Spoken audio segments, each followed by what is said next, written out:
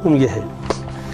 اب اس میں آخری بات یہ ہے، اس کے لیے چند اصول ہیں کہ نقص نہیں ہونا چاہیے کس میں، قربانی کی جانور، لیکن بعض مطلب نقص ہوتا ہے۔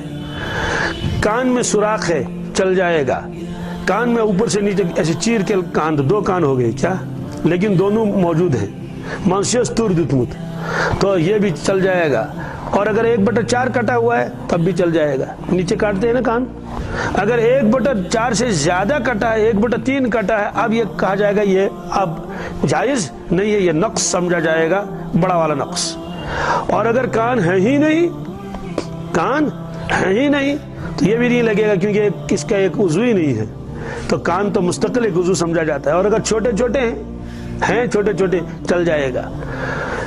سینگ میں تو بہت چھوٹ ہے، کیونکہ سینگ مستقل عضو نہیں ہے، یہ بغیر سینگ کے قربانی کر سکتے ہیں۔ آپ دیکھیں بغیر سینگ کے بیڑ زیادہ وہی بغیر سینگ کے ہوتے، تو سینگ مستقل آرگن وہ شمار نہیں کیا جاتا، بھائی ایک عضو ہے یہ، اور اس لیے سینگ چاہے کتنا بھی ٹوٹ گیا ہو، سارا ٹوٹ گیا ہو تب بھی لگے گا۔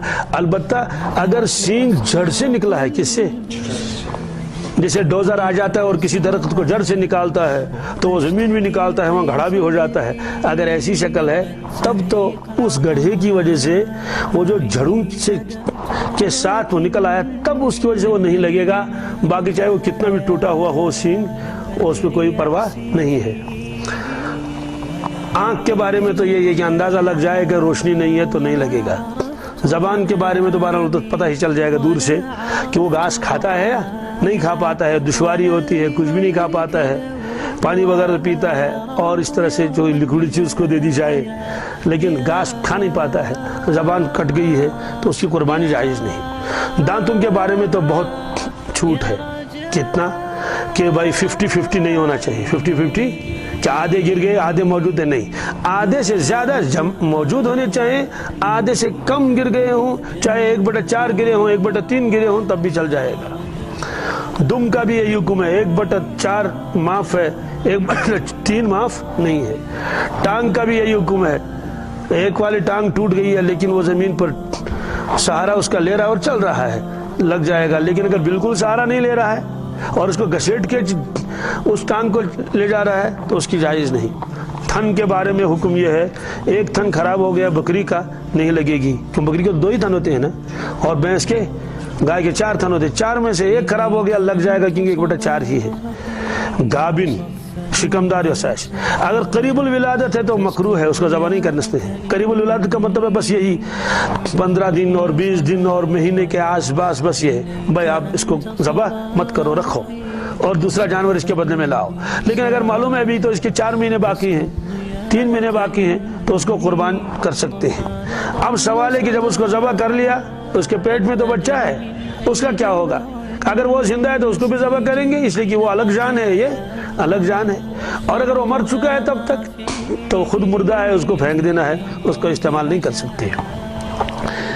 ایسے بانجھ، ہانٹ، اس کی قربانی جائز ہے کیونکہ یہ ظاہری کوئی نقص نہیں ہے۔ خسی، اچھا بال کٹ کرنا موٹ، اس کی بھی اجازت ہے۔ غلاظت کھانے والا جانور غلاظت کھاتا ہے، اس کی قربانی جائز نہیں ہے، اور اگر مجبوری ہے تو پھر باندھنا پڑے گا۔ اونٹ کو 40 دن کیا، اور بھینس اور گائے کو 20 دن بند کر کے چارہ کھلانا ہے، تب اس کی قربانی کر سکتے ہیں، اور بھیڑ اور بکری کے لیے 10 دن ہے۔ تو یہ اس طرح ترتیب ہے، 40، 20 اور 10۔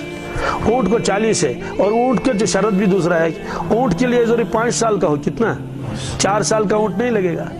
البتہ گائے اور بھینس یہ 2 سال کے مکمل ہونے چاہیے، کتنے، 2 سال سے کم ہو نہیں لگے گا۔ البتہ اس میں ایک دھوکہ لگتا ہے، وہ آپ کو سمجھنا ہے، وہ یہ ہے کہ بہت سارے لوگ کہتے ہیں کہ جناب 2 سال پہلے عید کے موقع پر گائے نے بچڑا دے دیا، تو وہ کہتے ہیں کہ تم دو چیز آوی یوز دو ہے نا، تو اور اسی یوز دو کو سوری یوز دو کی سوری، بسم اللہ اللہ اکبر۔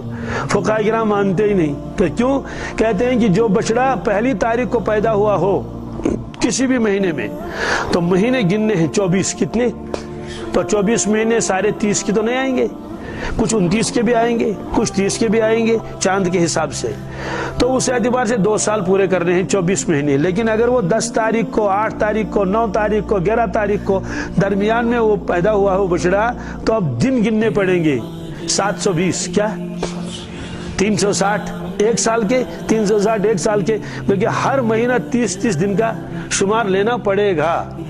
تو اس طرح سے معلوم یہ ہوا کہ اس میں تو دنوں کا اعتبار ہوگا. اگر بکرا بکری اگر ہے تو 360، اور اگر بڑا جانور ہے تو 720. 360 کو ڈبل کرنا ہے. یہ ہے جی. قمری مہینے 355 آتے ہیں. شریعت کا اصول یہ ہے کہ جو جانور درمیان میں پیدا ہوا ہو، کس میں، یعنی پہلی تاریخ کو نہیں، پہلی تاریخ کو اس کا شمار دنوں کے ساتھ کرنا ہے. کس کے ساتھ؟ اور ہر ماہ 30 دن کا شمار ہونا پڑے گا. اس کی میں مثال بتاتا ہوں. ایک عورت کا انتقال ہوا، کیا شوہر کا انتقال ہوا کسی عورت کا پہلی تاریخ کو، تو 4 ماہ 10 دن انتظار کرنا ہے. کیا 4 ماہ 10 دن. تو ایک مہینہ گزر گیا، دوسرا بھی گزر گیا، چاہے 29 کے گزرے، چاہے 30 کے گزرے، چاہے 1 29 کا، اور پلس 10 دن پلس. لیکن اگر کسی کا انتقال ہوا، مہینہ شروع ہو چکا تھا، 10-12 تاریخ کو اس کا انتقال ہوا، 15 تاریخ کو اس کے شوہر کا انتقال ہوا، سب اول مہینے کیسے گنیں گے؟ تو اس کے لیے آپ دن گننے ہیں، اور ہر دن ہر مہینہ 30 کا ماننا پڑے گا. اس کا مطلب ہے کہ 4 × 30 400 اور 4 3 12 120 پلس 10 130 دن اس کو عدت کے ماننے پڑیں گے. 130. یہ فقہاء کرام کا اپنا ایک اصول ہے، اس کے پیچھے ان کے دلائل بھی ہیں. تو یہی اصول انہوں نے فٹ کیا ہے کس میں؟ قربانی کے جانور میں. تو اس طرح سے 2 سال کا پورا ہو گیا ہو تو مہینوں کے اعتبار سے تو 2 سال، اور اگر درمیان میں پیدا ہوا ہو تو دن گننے پڑیں گے 720. اجرت نہیں دے سکتے ہیں اس کو اسی قربانی کے گوشت وغیرہ میں سے، بلکہ اجرت الگ دینی پڑے گی. کس کو؟ کسائی کو.